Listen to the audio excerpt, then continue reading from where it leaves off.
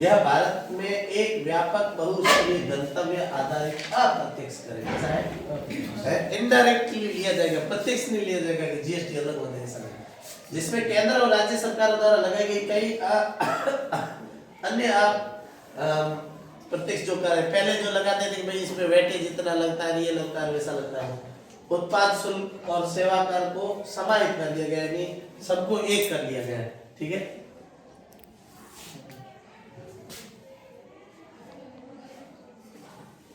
लिखा हुआ है कि इसे 1 जुलाई 2017 कब मैंने कहा था कि एक राष्ट्र और एक ही कर, क्या लिखा हुआ है, वन नेशन वन टैक्स की अवधारणा के तहत लागू किया गया, जिसका मुख्य उद्देश्य क्या है, भारत में जटिल अप्रत्यक्ष कर जो जटिल है, हमारे को पता नहीं चलता है अप्रत्यक्ष कर, उस ढांचे को सरल बनाना था, पूरे देश के लिए एक समान बाजार बनाना था।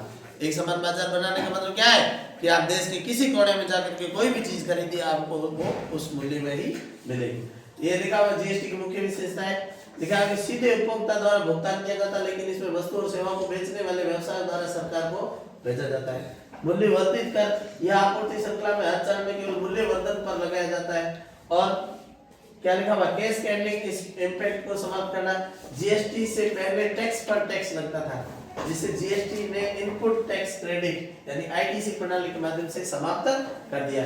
और गंतव्य आधारित कर यानी इधर से उधर ले जाने में इतना लग जाता है, कर जाता है, तो ये एक स्थान से एकत्र किया जाता है जहां वस्तु और सेवा का अंतिम उपभोग होता है, कि उस स्थान से जहां से निर्मित होती। अभी ये बड़ किसी भी जगह रही हो, लेकिन एक जगह पर उसको पहले इकट्ठा किया जाएगा, फिर उसमें जीएसटी लगा करके फिर उसको बेचा जाएगा, इसलिए वो सभी जगह पर हमारे को बराबर मिलेगी। ठीक है, अब जीएसटी के प्रकार है, तो ये 4 प्रकार की जीएसटी होती है, लिखा हुआ कि लेन देन की प्रकृति के अंदर। अब ये 4 इन्होंने प्रकार कर दिए। ठीक है, 4 प्रकार कौन से, सीजीएसटी केंद्रीय वस्तु एवं सेवा कर, ये जीएसटी का कौन सा प्रकार है, लिखा हुआ कि केंद्र सरकार द्वारा राज्य के भीतर आपूर्ति पर एकत्र कर लिया जाता है, यानी कि केंद्र सरकार राज्यों के लिए एक करेगी।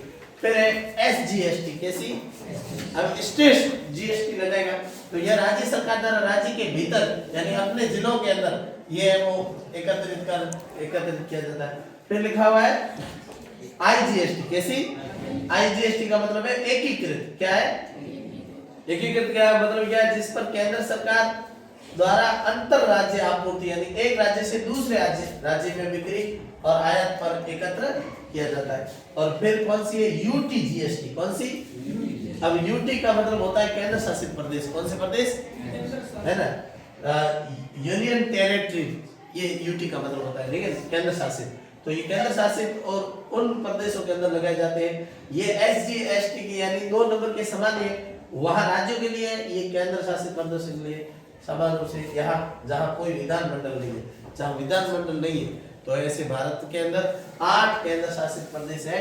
8 केंद्र शासित प्रदेशों में 2 केंद्र शासित प्रदेशों में विधानमंडल है ना, 2 केंद्र शासित प्रदेशों में विधानमंडल है। भारत के अंदर कितने केंद्र शासित प्रदेश है, 8, 2 क्रॉप के प्रणाली है ना। एक बार अपना नहीं